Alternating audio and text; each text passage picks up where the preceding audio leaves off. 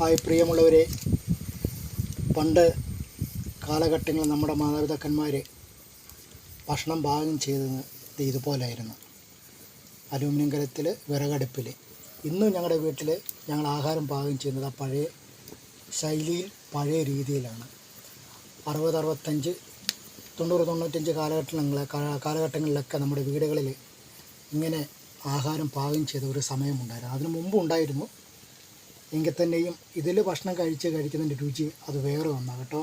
അത് എത്ര പഞ്ചനക്ഷത്ര ഹോട്ടലിൽ, സ്റ്റാർ ഹോട്ടലിൽ കഴിച്ചാലും ഇതിനത്രയും രുചി അവിടെ കിട്ടില്ല. അത് സത്യം തന്നെയല്ലേ. ഏകദേശം വേവൊക്കെ ആയി കണ്ടോ.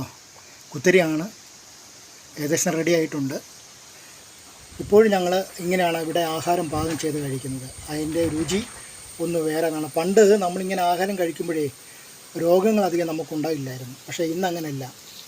ഇന്ന് നമ്മൾ വെച്ച് കഴിക്കുന്ന അല്ലെങ്കിൽ റെഡിമെയ്ഡ് ഫുഡൊക്കെ മേടിച്ചു കൊണ്ടുവന്ന് ചൂടാക്കി കഴിക്കുമ്പോൾ എന്തെല്ലാം കെമിക്കലാണ് അതിൽ അടങ്ങിയിരിക്കുന്നത്.